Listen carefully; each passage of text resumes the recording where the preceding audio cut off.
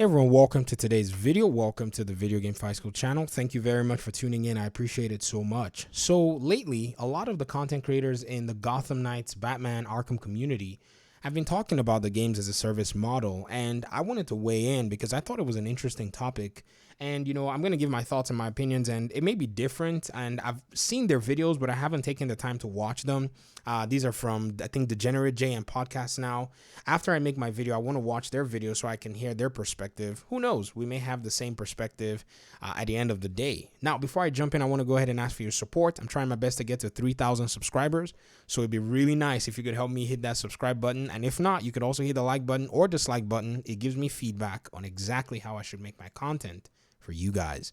Now, games as a service, cuss word. Now, I have to say, if we tamper down kind of the expectations, I think we're going to be fine. Now, here is what it is. The structure of games is what I believe as gamers, we kind of, need to understand in order to be able to get a clear picture of what might be going on with Gotham Knights in regard to its release.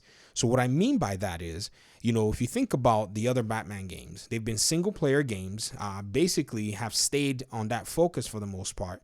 And the only people that were able to kind of bring a multiplayer aspect of the game was actually Warner Brothers Games Montreal. They did bring multiplayer to Arkham Origins. I've never played it, honestly. Never even touched it one bit, because to me the story was just more interesting. I rather played the story over and over and over again. Never got to play the online multiplayer aspect of it. Now, I don't know if it did well or failed.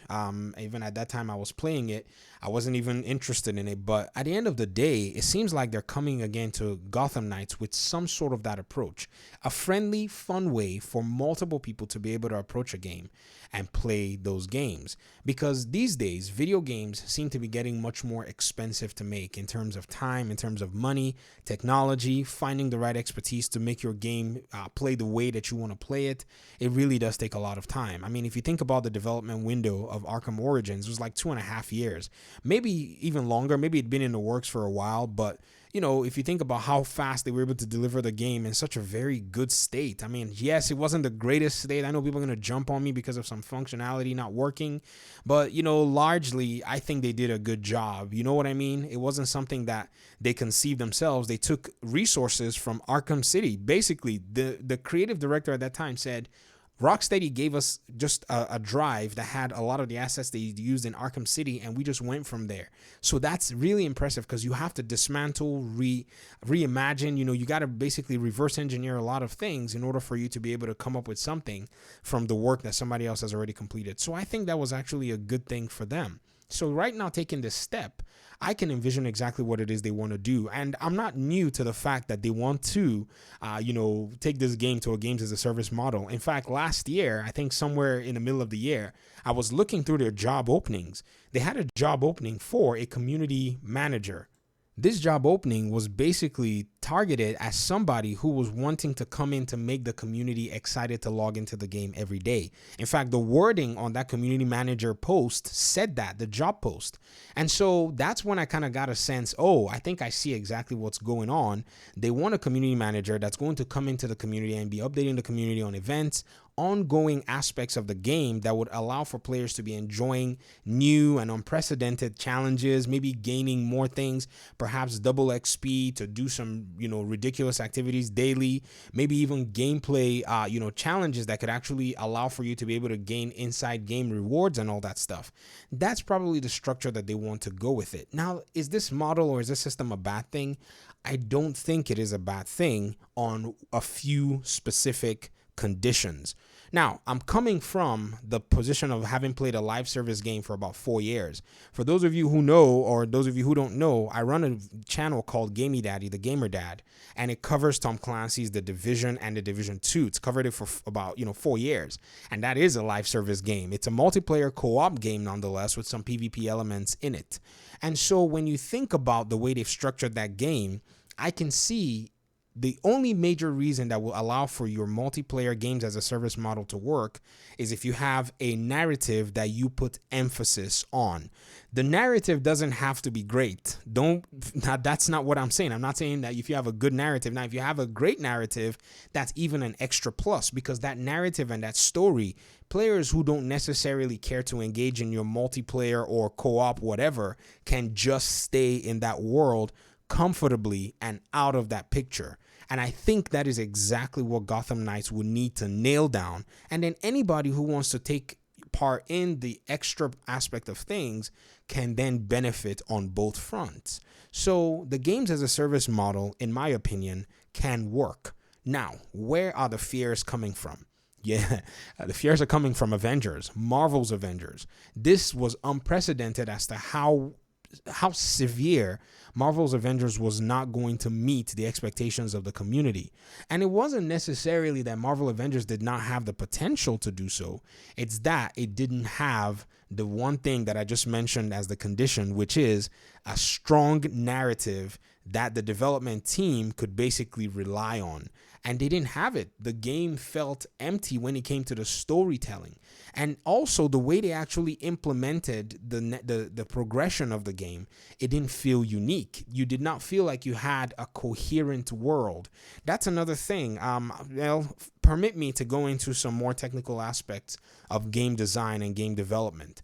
There's what they call environmental storytelling. It sounds really weird and arbitrary, but if you walk into a level or a situation or a scenario, that area is supposed to, if you develop your game in a high-end way, it's supposed to tell a story. It's supposed to tell the player, yo, this is what I want you to feel, this is what I want you to experience, and this is where I want you to go. If you look at the level that's playing on the screen right now where Batman's fighting against Copperhead, there is something that the environment's telling you. The environment's telling you that this is a toxic environment. You got to fight your way out of it. That's not something that, Copperhead is just telling you. These are also environmental cues. So if you think about Avengers, Marvel's Avengers, the environmental cues were not there in progressing the story. In fact, it was basically missions and levels that seemed very familiar that didn't really have the depth that was necessary to establish a full-fledged narrative. So, what does Gotham Knights have going for it? Gotham Knights has the city of Gotham going for it because that's a legacy location. If it's a legacy location, they've also emphasized that this is not going to be a small world or some repetitive world. You're going to have 5 boroughs of this particular city. This is a big deal. I know it's been reiterated over time in news articles, in conversations, in videos and presentations. But ladies and gentlemen, this is something that I feel if they do it right, Gotham Knights would definitely be an immersive city. Also, it does seem like it because, you have vehicular traversal. You saw Batgirl on a bike. So this already tells you that this is not going to be a small, iteration of a world. Yes, you might get some level gating. I said some because the developer basically said there's not going to be any level gating. But, when it comes to the progression, I think I may see some of that. You never know. Level gating is a subjective word. You can say, oh, there's not going to be any level gating, but are you going to be able to jump in the water and swim? Or are you going to be gated out of the level like Batman games when he jumps in the water and it takes you back out of the water and whatever? So yeah, you can say level gating to what extent. There will be some, but I don't think it's going to be as arbitrary as we've come to realize or know. And then if you compare it to Marvel's Avengers, yes, the open world was kind of there to somewhat explore, but it was necessarily not freeing. You felt like you were stuck on this ship all the time. And then when you went off track, yes, you could engage some enemies that spawned, but it wasn't necessarily quite natural. Now, let me kind of put a game that's done live service that's very similar to Marvel's Avengers, that in fact Marvel's Avengers kind of copied and have done it very well. Look at Warframe, look at Destiny. Now, their narratives, whether you think they're strong or not, the development team have staked their games on specific aspects of the narratives and the stories in Destiny and even in Warframe. I don't think Marvel's Avengers emphasized or established that first, and so they failed.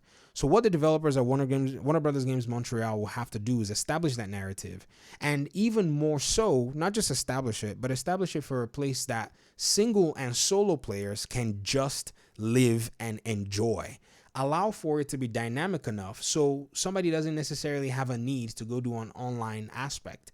Allow it to be, fleshed out so that players who want to explore, completionists, they have chests, they have trophies, they have things that make the world, be worth coming back to them to be able to get their trophies and feel like, yes, we've done it. And then also at the same time, the second challenge is making it in a place where, it's also going to work out for those who want to engage in multiplayer. And I think the biggest thing that should keep us calm is they've decided to do their multiplayer in a small, controlled way, where they're only going to be allowing for 2 players to be able to get to do it. So this is a big deal. This is not like a 4-player Marvel's Avengers type stuff. This is basically just 2 players so that you have that, in quote, dynamic duo side of things. This is a very big and huge change from what a lot of the other live service games have done. If you think about Destiny, 4 players. You think about The Division, 4 players. I think maybe Outriders is the one game that's going to go with the 3-player model. And even the people who love the 4-player model, they seem disappointed as well. So at the end of the day, my mind is kind of at rest. They want to try something new. I'm open to seeing what they try. But at the same time, I genuinely believe that there needs to be, that aspect that shows, okay, we're able to, serve all of these communities, people who want to play the solo play, which they've said you can play, and people who want to also play and engage in the multiplayer aspect of things. But that's my opinion. I want to hear your thoughts in the comment section. Talk to me. Have a good day. Peace out.